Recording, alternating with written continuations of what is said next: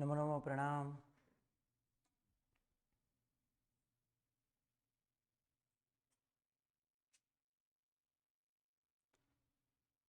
नमस्कार। महामंत्र को स्मरण करते हुए हम आज का क्लास शुरू करते हैं। नमो अरिहंतानम, नमो सिद्धानम, नमो आयर्यानम, नमो उवज्जायानम, नमो लोये सव्व साहुनम, एसो पंच नमोकारो सव्व पावपणासनो, मंगलानम च सव्वेसिम परमम हवई मंगलम। जिसके 9 पद है, 8 संपदा है। कल हमने बहुत अच्छी तरह से पुनरावर्तन किया था। संतोष बहन ने बहुत अच्छी तरह से सबको पुनरावर्तन करवाया था, उनकी भी बहुत बहुत अनुमोदना। कोई कारणसर कभी हम न आए तो वो पुनरावर्तन करवाएंगे। आगे बढ़ते हैं। तो ऐसे नमस्कार महामंत्र को हमको हर रोज याद करना है। कैसे याद करना है? कमलबद्ध नमस्कार महामंत्रों को याद करना है। हमारे हृदय के अंदर एक सुंदर कमल की रचना हो। आप स्क्रीन पर जैसे देख पा रहे हो अभी, बस वैसे ही एक कमलबद्ध नौकार महामंत्र ऐसे यहाँ पे लिखा हो, या फिर बहुत अच्छी तरह से हम हमारे कल्पना से यहाँ ऐसे कर सकते हैं। नमो अरिहंताणम, एक डार्क कलर के अंदर उसको हम देख सकते हैं, या फिर हमारे मन से ही हमको वहाँ पे लिखना है नमो अरिहंताणम, अरिहंत परमात्मा को नमस्कार हो। नमो सिद्धानम, सिद्ध परमात्मा को नमस्कार हो। नमो आयर्यानम, आचार्य भगवंत को मेरा नमस्कार हो। नमो उवज्जायानम, उपाध्याय जी भगवान को मेरा नमस्कार हो। नमो लोये सव्व साहूनम, यानी लोक में रहने वाले सभी साधु भगवंतों को मेरा नमस्कार हो। और आगे कहते हैं कि जो पंखुड़िया है, ऐसो पंच नमुकारो सव्व पाव पणासनो, मंगलानम च सव्वेसिम और परमम हरि मंगलम। एक यहाँ पे है, एक 2, यहाँ पे 3 और यहाँ पे 4। जैसे हम 9 पद का ध्यान धरते हैं, जैसे 9 पद बताए गए हैं, अरिहंत परमात्मा, सिद्ध परमात्मा, उपाध्याय जी आचार्य भगवान, उपाध्याय जी भगवान, साधु भगवान, यहाँ पे दर्शन पद बताया है, यहाँ पे ज्ञान पद बताया है, यहाँ पे चारित्र पद बताया है, और यहाँ पे तप पद बताया है। ऐसे हम 9 पद का जो ध्यान धरते हैं, बस उसी तरह हमको यहाँ पे ऐसे ध्यान करना है। और हर रोज ऐसे नवकार महामंत्र का जप करते हुए हमको बहुत ही लाभ होता है। कम से कम 1, 2, 3, 4 या फिर करोड़ों उपवास का भी हमको लाभ मिल जाता है, सिर्फ ऐसे ध्यान धरने से। और इसके साथ हमको ये भी ध्यान रखना है, एक कमलबद्ध नौकार को हमको हमारे हृदय कमल के अंदर लिख के रखना है, और कभी इसकी आसाधना ना हो, इसका भी हमको ध्यान रखना है। आगे हम बात करते हैं। अरिहंत परमात्मा किसे कहेंगे? कि जो 12 गुण से युक्त हो, जो 12 गुण से युक्त है, या फिर 4 घाती कर्मों जिन्होंने संपूर्ण क्षय किया है, या फिर जे 18 दोष शास्त्र के अंदर जो बताए हैं, इसका क्षय जिन्होंने संपूर्ण किया है, ऐसे हमारे अरिहंत परमात्मा है। ऐसे अरिहंत परमात्मा को हमको नमन करना है। आगे कहेंगे कि सिद्ध भगवान किसे कहेंगे? तो जो 8 गुण से युक्त है, जिन्होंने 8 कर्मों का संपूर्ण क्षय किया है। अभी हमने क्या कहा था? घाती कर्म जिन्होंने क्षय किया है वो अरिहंत परमात्मा है, यानी 4 कर्मों जिसने क्षय किए हैं वो है अरिहंत परमात्मा। लेकिन जिन्होंने 8 कर्म का क्षय किया है वो कौन है?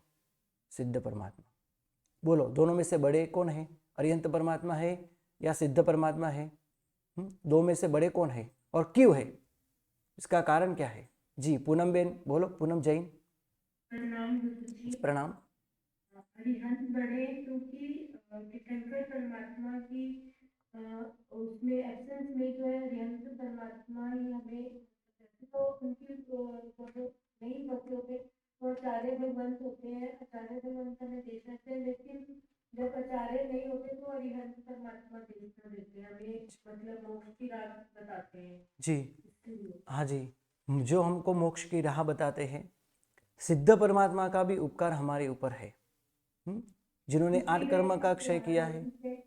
क्योंकि वे जब कोई एक जीव व्यवहार से निकलता है तभी कोई मतलब दूसरा उसमें जाता है।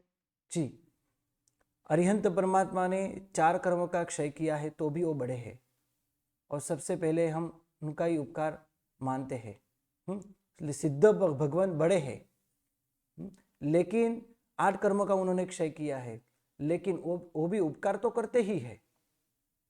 लेकिन तो भी अरिहंत परमात्मा को सबसे पहले क्यों याद किया जाता है? क्योंकि अरिहंत परमात्मा का उपकार डायरेक्ट है, लेकिन सिद्ध परमात्मा का उपकार इनडायरेक्ट है, क्योंकि वो तो सिद्ध परमात्मा बन चुके हैं, उनको भी कुछ करना नहीं है।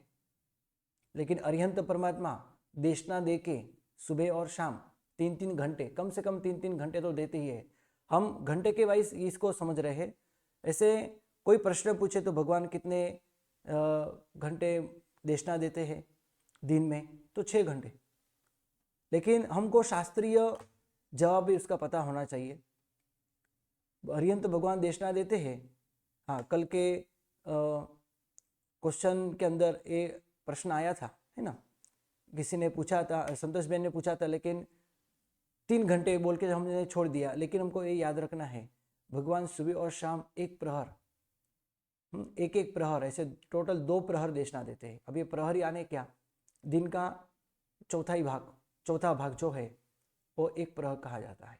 दिन के 4 विभाग हमको कर लेने हैं। जिन ऐसे माने के यहाँ सूर्य 6 बजे सूर्योदय हुआ और 6 बजे सूर्यास्त हो रहा है, तो कितने घंटे हुए? 12 घंटे हुए। तो एक प्रहर कितने घंटे का हुआ? तो 3 घंटे का हुआ। ऐसे कभी कभी प्रहर कम भी 3 घंटे से कम भी होता है, ज़्यादा भी होता है ना? यानी इसका अर्थ यह है कि सुबह और शाम एक एक प्रहर भगवान दृष्टा देते हैं। और साथ में ये भी कहा था कि दूसरे प्रहर में गणधर भगवान दृष्टा देते हैं, और तीसरे प्रहर के अंदर हमको चारित्र की आराधना करनी है, ये वो बताई है। और बाद में चौथे प्रहर के अंदर फिर से भगवान देशना देते हैं। यानी पहले प्रहर में देशना और चौथे प्रहर में देशना, दूसरे प्रहर में गणधर भगवान और तीसरे प्रहर में कुछ नहीं। तो ऐसे 8 कर्म जिन्होंने संपूर्ण क्षय किए हैं वो है सिद्ध परमात्मा। और 8 कर्मों का क्षय करते हुए जो हमारे अंदर 8 संपूर्ण गुण है, हमारे अनंत अनंत गुण है, वो प्रकट हो जाते हैं। अनंत ज्ञान, अनंत दर्शन, अव्यबाद सुख, अनंत चारित्र, अक्षय स्थिति, अरूपीपणु यानी अरूपी अवस्था, अगुरु लघु और अनंत वीर्य। और इसके बाद हमने आचार्य भगवान की बात की थी। आचार्य भगवान किसे कहेंगे? जो 36 गुण से युक्त है, जिनके अनेक प्रकार के गुण 36 के अंदर, संबोध 70 के अंदर बताए गए हैं। भगवान के, आचार्य भगवान के अनेक प्रकार के गुण हैं। तो 5 इंद्रियों के जो विषय है उनको रोकते हैं, वो है आचार्य भगवंत। 9 प्रकार की जो ब्रह्मचर्य की गुप्ती है इसका पालन करते हैं, वो है आचार्य भगवंत। 4 प्रकार के जो कसाय है, क्रोध, मान, माया, लोभ, या फिर ऐसे भी कह सकते हैं अनंत अनुबंधी कसाय, अप्रत्याख्यानीय कसाय, प्रत्याख्यानीय कसाय और संज्वलन कसाय। ऐसे 4 कसायों की बात आपको कर्मग्रंथ के अंदर आएगी। अब इसके नाम आपको मैं बता दूंगा। अनंतानुबंधी,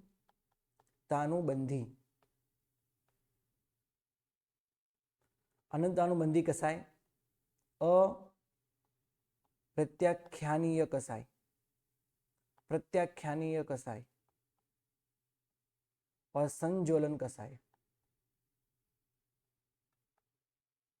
ऐसे 4 प्रकार के कसाय भी शास्त्र के अंदर बताए। ऐसे चारों कसायों को, या फिर क्रोध, मान, माया, लोभ, ऐसे चारों कसाय को जो रोकते हैं, कभी करते नहीं है, और जो करते हैं उनकी अनुमोदना आदि भी नहीं करते हैं। या ऐसे भी कह सकते हैं उसका हम आचार्य भगवान उपशम करते हैं। उपशम करना ये भी आत्मा का गुण है, रोकना। उपशम करना यानी रोकना। तो ऐसे 5 इंद्रियों को रोकने वाले या ऐसे 5 इंद्रियों के विषयों को रोकने वाले, 9 प्रकार के ब्रह्मचर्य गुप्ती का पालन करने वाले, और 4 कसाय का उपशम करने वाले यानी रोकने वाले, और 5 जो महाव्रत है उनका पालन जो करते हैं वो भी आचार्य भगवान है। जैसे ये पालन करने वाले साधु भगवान भी होते हैं, लेकिन साधु भगवान पालने में और पालन करवाने में इतने समर्थ नहीं होते जितने आचार्य भगवान होते हैं। इसलिए आचार्य भगवान के एक गुण बताए हैं। 5 महाव्रतों का पालन करना, ये भी आचार्य भगवान के 5 गुण। 5 प्रकार के आचार, ज्ञानाचार, दर्शनाचार, चारित्राचार, तपाचार और वीर्याचार, ऐसे 5 प्रकार के जो आचार है, ये आचार का पालन करने में संपूर्ण समर्थ होते हैं। ये भी आचार्य भगवान के गुण है। और आगे कहते हैं कि 5 समिति का पालन जो करते हैं, 5 समिति यानी एरिया समिति, भाषा समिति, ऐशना समिति, आदान भंड मत्त निखेवना समिति और पारिष्ठापनिका समिति। इसकी बात हमको अतिचार के अंदर आती है। एरिया समिति थे, भाषा समिति थे, एरिया समिति थे, आधार भंड मत्त निखेवाना समिति थे, पारिष्ठापनिका समिति थे, हम बोलते हैं। तो ये 5 प्रकार के नाम जब वहाँ पे आते हैं तो ऐसे 5 प्रकार की जो समिति है, ये समिति का जो पालन करते हैं। और आगे भी कहते हैं कि 3 प्रकार की जो गुप्ती है इसका भी पालन जो करते हैं। तो 5 समिति, समिति यानी क्या? सम और इति, इसके अंदर 2 शब्द है, सम और इति। इति यानी पालन करना, इसके अंदर ई धातु है और ती तो ऐसे ही आया है। तो सम यानी सम्यक रूप में, यानी बहुत अच्छी तरह से पालन करना। इसका तो ये जो समितियां बताई है, एरिया समिति का बहुत अच्छी तरह से पालन करना यानी नीचे देख के चलना, इसमें प्रमाद आदि न करना। बातें करते करते चलेंगे तो नीचे ध्यान नहीं रहेगा, तो कोई भी चींटी आदि कोई जीव जंतु हो, सूक्ष्म जीव जंतु हो, तो पैर के नीचे आके वो मर जाते हैं। तो साधु और साध्वी जी भगवान को ये तो उनका गुण है ही। आचार्य भगवान तो इसके अंदर बहुत ही समर्थ होते हैं पालन करने में और करवाने में।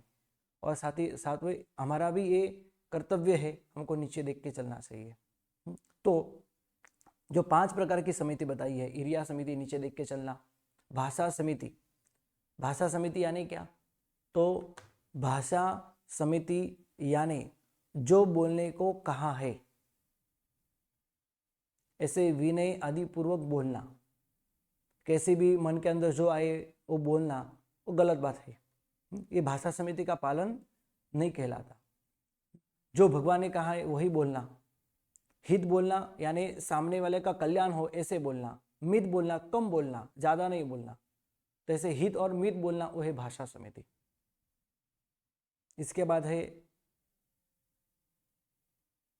आदान भंड मत्त निखेवाना समिति, कुछ भी लेना हो देना हो तो पूंछ के लेना और पूंछ के देना, पूछ के करना। तो ये तीसरी समिति बताई गई है। पारिष्ठापनिका समिति एक बताई है, जिसका त्याग करना, जो योग्य नहीं है, ऐसे आहार निहार आदि हो तो उसका त्याग करना, विधिवत त्याग करना। जैसे पोषद के अंदर में हमारी जैसे विधि आती है, वैसे ही विधि साधु भगवान को भी आती है। ऐसा कह सकते हैं साधु भगवान को जो विधि आती है वो हमको औसत के अंदर विधि आती है। यानी हम कुछ परठवाते हैं तो अनुजानन जिसु गह बोलना, ओसिरे आदि बोलना, ऐसे रजा लेके उसका त्याग करना, वो पारिष्ठापनिका समिति है। ऐशना समिति,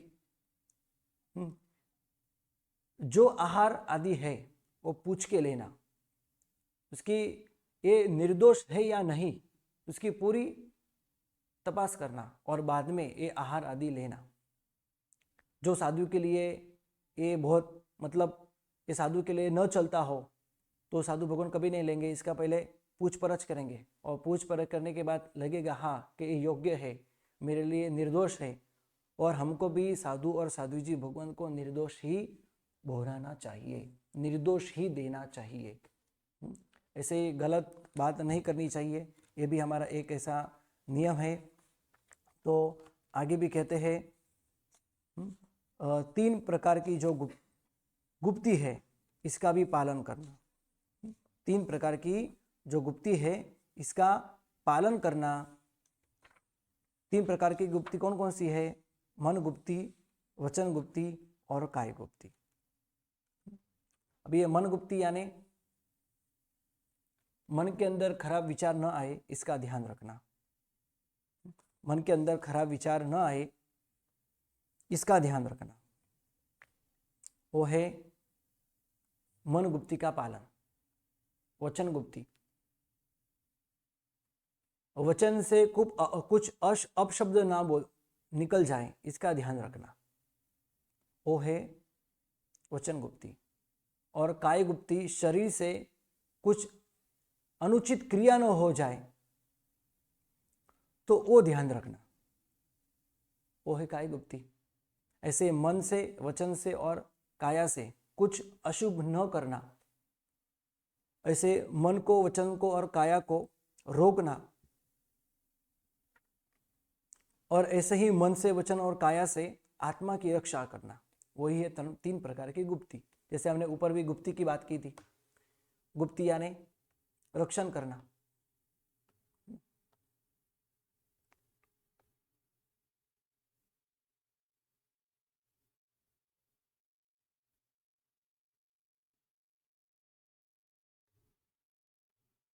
यह बताई है गुप्ती यानी रक्षण करना, तो यह भी बताई है गुप्ती यानी रक्षण करना। दोनों में आत्मा की ही रक्षा है, लेकिन गुण अलग अलग है। आत्मा के अनंत गुण है, इसमें ब्रह्मचर्य का गुण है, ब्रह्मचर्य का गुण है, और इसके अंदर जो मन, वचन और काया है, जो अशुभ मन, वचन, काया है, उससे आत्मा की रक्षा करना। आत्मा के अंदर ऐसे मन से, वचन से और काया से कुछ भी अशुभ न हो, इसका ध्यान रखना, वो है 3 प्रकार की गुप्ती का पालन। अभी हम इसके अंदर एक देख सकते हैं कि इसके अंदर 2 शब्द रिपीट हुए हैं, 2 गुण रिपीट हुए हैं। कौन कौन से? तो वो है, यहां गुप्ती कहते हैं लेकिन यहां ब्रह्मचर्य की गुप्ती है, यहां गुप्ती कहते हैं लेकिन वो मन, वचन, काया की गुप्ती है। यहां ब्रह्मचर्य का पालन करना है, और यहां से यानी 3 गुप्ती के अंदर मन, वचन और काया से आत्मा की रक्षा करना है। और इसके अंदर भाषा गुप्ती आती है, वचन गुप्ती जिसे हम कहते हैं, है ना। वचन गुप्ती और समिति के अंदर भाषा समिति आती है। तो ये दोनों में अंतर क्या है? भाषा समिति और वचन गुप्ती में दोनों में अंतर क्या है? तो भाषा समिति यानी क्या बोलना है, ये भाषा समिति हमको ये सिखाती है कि हमको क्या बोलना है, कितना बोलना है और किस तरह से बोलना है। और वचन गुप्ती जो निषेधात्मक है, और वो क्या कहते हैं? वचन गुप्ती हमको सिखाती है हमको क्या नहीं बोलना चाहिए। जैसे हितकारी बोलना, हिती बोलना और मित बोलना, कम बोलना, ज्यादा नहीं बोलना, हित और मित बोलना, सामने वाले का कल्याण हो ऐसा बोलना, वो है भाषा समिति। यार, और गलत शब्द नहीं बोलना, गलत नहीं बोलना, गालादी न देना, तो वो क्या है? तो वचन गुप्ती है। तो वचन गुप्ती अलग है और भाषा समिति अलग है। तो ऐसे 2 गुण हमको यहाँ पे बताए हैं, राइट। लो, किसी को कोई प्रश्न? तो ऐसे हमने यहाँ पे आचार्य भगवान की बात की, आगे उपाधि जी भगवान की बात करेंगे जी। किसी को कोई प्रश्न हो तो आप पूछ सकते हो।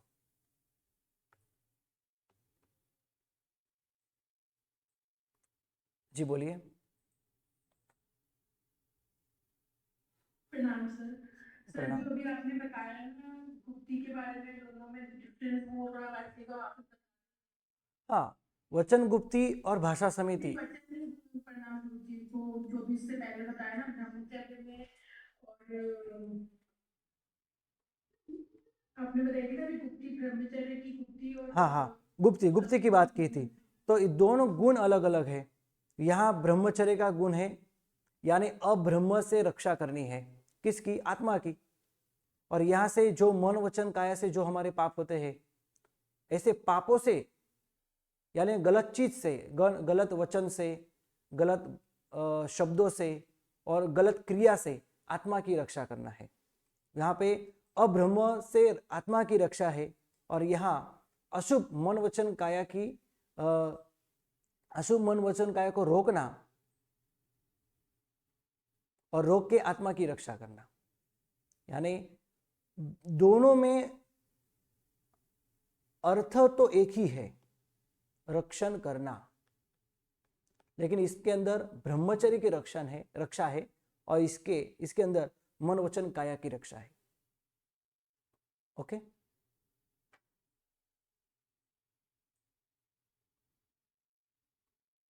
जी आगे बोलिए।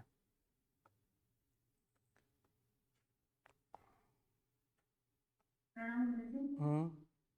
बोले कि कल्याण परमात्मा અને ગણધર ભગવાન એમની દેશનામાં ડિફરન્સ શું? બધા જ नौ तत्व ऊपर જ कहता હોય છે सभी, यानी गणधर भगवान भी दूसरे प्रहर के अंदर जो दर्शना देती है कि भगवान ने जो वाणी अभी बताई, जो भगवान ने तत्व बताए, इसी के ऊपर गणधर भगवान बोलते हैं। ને એ તો ઠીક છે, સબ્જેક્ટ બરાબર છે. મારો પ્રશ્ન છે કે જેમ ભગવાન દેશના આપે ત્યારે સંવત્સરણ હોય, 25 હોય, એટલે બધાને એમની ભાષામાં સમજાય. बराबर। માર્ગો શ્રાદ્ધમાં આપે દેશના. हम्म, ગણધર ભગવાન પણ સેમ ટુ સેમ હોય. हाँ सेम ज હોય। ભગવાન ગણધર ભગવાનની પણ, હા, ગણધર ભગવાનની વાણી પણ બધાને સમજાય, એક યોજન સુધી સંભળાય। हाँ बस एक पूछी। हाँ धन्यवाद। अब गुरु जी जी बोलिए। कल एक क्वेश्चन था, उसमें थोड़ा कंफ्यूजन था, वो क्लियर कर दीजिएगा। उसमें ऋतु ने बताया था उन्होंने कि जो ढिंचन का जो पुष्प वृष्टि होती है वो अचित होती है।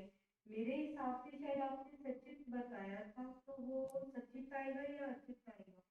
देखो, आज तक हमने तो यही सुना है, पुस्तक के अंदर, किताब के अंदर लिखा है वो मैंने भी पढ़ा, लेकिन हमने आज तक यही सुना है और हमने आज तक यही पढ़ा है कि जो देव देवियाँ आदि होती है और भगवान के समोसन के अंदर घुटने तक जो पुष्प की वृष्टि करते हैं, तो जल स्थल में से लाके पुष्प की वृष्टि करते हैं। देवताओं को, हाँ, देवताओं को अचित पुष्प बनाने की कोई जरूर पड़ती ही नहीं है। क्यों नहीं? क्योंकि सचित उतने फूल मिल जाते हैं, और देवताओं की तो इतनी शक्ति होती है अजब गजब की, एक सेकंड में जाए और दूसरी सेकंड में आ भी जाए, तो जाने आने में उनको इतनी कोई दिक्कत नहीं होती।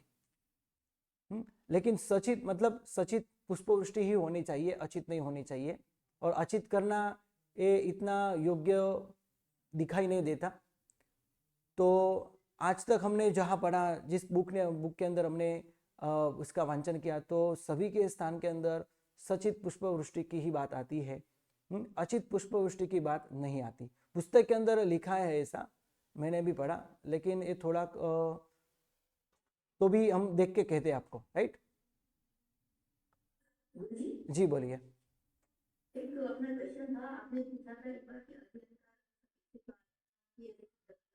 नहीं, इसका कारण, हाँ, इसका कारण सिर्फ अरिहंत परमात्मा नहीं, पंच परमेश्वर के गुण 108 हो जाए कि बाद में हम कारण देखेंगे अरिहंत परमात्मा का सफेद ही क्यों है, हाँ, कि उपाध्याय जी भगवान का ग्रीन ही क्यों, साधु भगवान का काला ही क्यों, ये हम बाद में करते हैं। जी, आपको तब तक, हाँ, आप तब तक सोच सकते हो, विचार कर सकते हो, है ना? जी बोलिए। जी प्रणाम। तीसरे प्रहर में जो चारित्र की आराधना करते हैं, तो एग्जाम्पल के लिए क्या आएगा? जैसे जो आपने बताया कि तीसरे प्रहर में आराधना करते हैं चारित्र की, चारित्र की आराधना की बात आपको आगे आने वाली है, अभी मैं करूँगा। उपाध्याय जी भगवान की जहाँ बात आती है, तो इसके अंदर चारित्र की बात आएगी आपको, चरण सिद्धि की बात, है ना? आप यहाँ पे देख सकते हो, चरण सिद्धि यानी 5 महाव्रतों का पालन करना, 10 प्रकार के यति धर्मों का पालन करना, 70 प्रकार के संयम है उसका ध्यान रखना, 10 प्रकार की व्यावच्च करना यानी एक दूसरे की सेवा करना, साधु साध्वी जी भगवान एक दूसरे साध्वी जी भगवान की करते हैं, साधु साधु भगवान की व्यावच्च आदि करते हैं। 9 प्रकार की ब्रह्मचर्य की गुप्ती की बात पहले भी हमको आ गई है। हाँ, 3 प्रकार की रत्न की बहुत सुंदर आराधना करते हैं। इसके अलावा और कुछ नहीं करते हैं। 12 प्रकार के तप यथाशक्ति तप आदि करते हैं और 4 कषाय कभी नहीं करते, जिसके अंदर संजोलन कषाय भी, क्योंकि साधु भगवान को अनंतानुबंधी या अप्रत्याख्यान के प्रत्याख्यान कषाय नहीं है, लेकिन संजोलन कषाय तो और भी है। ऐसा नहीं कि साधु भगवान ने दीक्षा ले ली इसलिए संसार छूट गया और भी वो निर्मोही बन गए और मोक्ष में चले गए, ऐसा तो नहीं है। उनको भी कर्म का क्षय तो करना ही पड़ता है। और ऐसे ही उनके अंदर भी ऐसे क्रोध मान माया लोभ है ही, उसको और भी कम करना, हाँ बहुत कम है ही, और कम में से और भी कम करना, ये इनके आचार है। ऐसे चरण 70 के अंदर चारित्र की बात आपको आएगी। जी, एक और प्रश्न है। जैसे आपने बताया अभी कि गणेश भगवान भी सेम सब्जेक्ट पे देशना देते, तो वो कहाँ पे बैठ के देशना देते हैं? क्योंकि सिंहासन पे अजय परमात्मा बैठते हैं। हाँ, तो भगवान जहाँ पैर रखते हैं उसको कहते हैं शास्त्रीय भाषा में पादपीठ, है ना। तो उनके पादपीठ के ऊपर बैठ के गणेश भगवान देशना देते हैं। जी, धन्यवाद।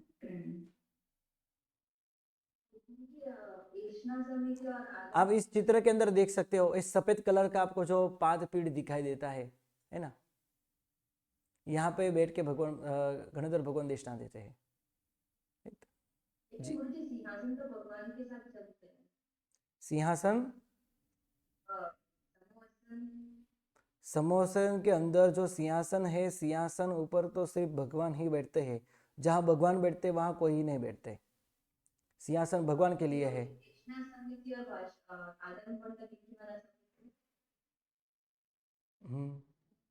आदान भंड मत्त निखेवना समिति, यानी आदान यानी ग्रहण करना, ले लेना, और निखेवन यानी वापिस रखना। तो इसे लेना और रखना, तो इसके अंदर भी साधु और साध्वी जी भगवान क्या करते हैं, तो पूंछ के लेते हैं और पूंछ के रखते हैं। ऐसे ही नहीं हमारे जैसे हमने ले लिया तुरंत रख दिया, कितनी बार फोन उठाते हैं और कितनी बार फोन रख देते हैं। कभी पूंछने हमने इसका परिलीन किया है तो नहीं करते, मोबाइल का परिलीन करते ले, लेकिन मोबाइल कहाँ पे रखना है इसका परिलीन तो हम कभी नहीं करते, बिना देख के रख देते हैं। कोई चीटी आदि आ जाए मर जाए तो इसका ध्यान हम नहीं रखते, लेकिन साधु भगवान का ये आचार है, कोई भी चीज ले और कोई भी चीज रखे तो उसके अंदर अवश्य वो पूछते हैं, जो उनके पास जो ओघा होता है वो ओघे से ही परिलीहन करते हैं और उसके बाद ही लेते हैं और रखते हैं। वो है आदान भंड मत्त निक्षेपना। इसके अंदर आदान यानी ग्रहण करना और निक्षेपन यानी निक्षेपण यानी मुख रखना। ऐसे लेने में और रखने में क्या लेना और क्या देना, क्या रखना, तो इसके अंदर 2 शब्द बीच में मुने ने रखे हैं। आदान भंड मत्त, भंड यानी बर्तन आदि, हमारे भाषा के अंदर बर्तन, लेकिन उनके हाँ साधु साध्वी भगवान के लिए पात्रा, जो पात्रा आदि है वो रखना लेना, तो आदि के अंदर सब कुछ आ जाता है। आसन आदि भी आ जाते हैं, दंडा, उनके पास दंड होता है तो दंड की भी बात आती है, दंडासन होता है इसकी बात आती है। तो जो भी चीज वो लेते हैं और रखते हैं इसके अंदर इसका ध्यान रखते हैं, इस समिति का अवश्य पालन करते हैं। ऐशना, ऐशना यानी शुद्ध गोचरी कहाँ पे मुझे मिलेगी इसका ध्यान रखना, यानी गोचरी लेते समय कुछ अशुभ या जो न ओहरने लायक हो ऐसी गोचरी और नहीं लेते। इसका मतलब ये है कि जो ग्रहण करते हैं तो ग्रहण के अंदर वो ऐशना करते हैं, यानी ये शुद्ध है या नहीं। हमारी भाषा में कह सके वो बराबर एकदम परफेक्ट इंक्वायरी कर लेते हैं, ये कब बनाया, किसके लिए बनाया, क्यों बनाया, इतना क्यों बनाया। हाँ, इसी को हम कहेंगे ऐशना समिति।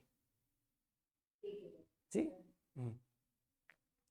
5 प्रकार की समिति। हिरिया समिति नीचे देख के चलना, भाषा समिति बोलते समय कम बोलना और हितकारी बोलना, ऐसे नहीं कि सामने वाले को दुख लग जाए ऐसे शब्द बोलना, ऐसे नहीं बोलना, है ना। तो ये भाषा समिति।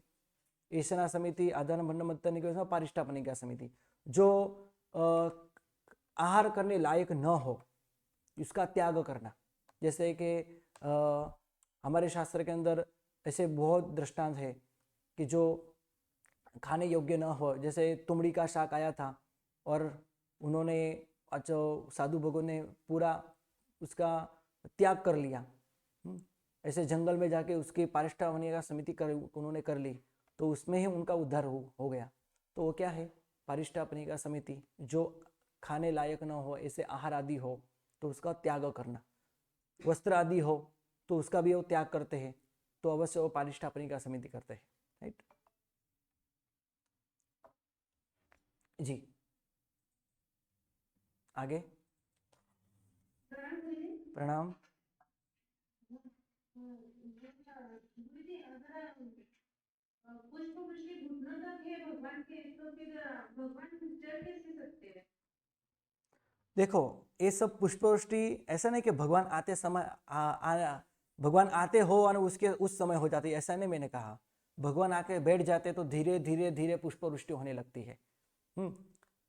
हाँ, तो ये 3 घंटे तक पुष्पवृष्टि चलती ही रहती है, ऐसा नहीं कि एक बार में सब कुछ कर लिया और बैठ गए, ऐसा नहीं है। देवताओं इतने खुश होते हैं तो धीरे धीरे पुष्पवृष्टि चालू होती है। तो पूरा एक प्रहर बीत जाए तो घुटने तक पुष्प आ जाए, इतने पुष्प हो जाते हैं। और इसके ऊपर कोई चल के जाए तो ऐसे कोई पुष्प को कुछ किलामना या दुख आदि नहीं होता। क्यों? यही भगवान, यही तो भगवान का अतिशय है। भगवान के कारण किसी को कोई भी प्रकार का कभी दुख नहीं होता, किलामना पीड़ा आदि नहीं होती। भगवान जब प्रभु विहार करते तो सिंहासन, धर्म चक्र, ध्वज, 3 छत्र और चामर ये आकाश में प्रभु के साथ ही चलते हैं। हाँ, इसलिए तो इसको क्या कहा गया है, प्रातिहार्य कहा गया है। लेकिन प्रातिहार्य में तो और भी है ना, जो नवकमल। हाँ, वो भी प्रातिहार्य है। मैंने कहा ना कि यहाँ तो सिर्फ सामान्य से ही बात की है, भगवान के तो इससे तो बहुत सारे अतिशय है। भगवान का इतना सुंदर रूप होना, तो 34 अतिशय जो आपको आगे आने वाले नमुत्थनम सूत्र के अंदर, इसकी बात तो आती ही है। भगवान के साथ इतना ही नहीं। नहीं, लेकिन वो मतलब लिखे तो सिर्फ 5 ही लिखे हैं ना। हाँ, प्रातिहार्य तो फिर 8 ही साथ में चलते हैं ना। हाँ, 8 साथ में ही चलते हैं, 8 साथ में ही चलते हैं। और इसके अलावा और भी बहुत कुछ है जो साथ में चलते हैं भगवान के साथ, है ना। कम से कम करोड़ों देवता होते हैं, कोटि देवता कम से कम होते हैं, 9 कमल है वो होते हैं, बहुत सारी चीज़ ऐसी है कि भगवान के साथ चलती है। हाँ, लेकिन इसकी सबकी बात यहाँ बताई नहीं है, सबकी जिक्र यहाँ की गई नहीं है। लेकिन हमको ये समझ लेना है, इसमें से 12 एक गुण, जो 8 गुण यहाँ 8 प्रातिहार्य बताए नहीं, वो सबसे ज्यादा पावरफुल होते हैं, इसलिए 8 की ही यहाँ बात की है, सबकी नहीं बात की। तो फिर भगवान जिस वृक्ष के नीचे उनको केवल ज्ञान होता है, तो उस वृक्ष के नीचे भी वो देशना देते हैं। जहाँ जहाँ भगवान जाते हैं, बैठते हैं, है ना, तो भगवान को बैठने के लिए तो समोह सिंह की रचना तुरंत हो ही जाती है। भगवान ऐसे कहा भी नहीं।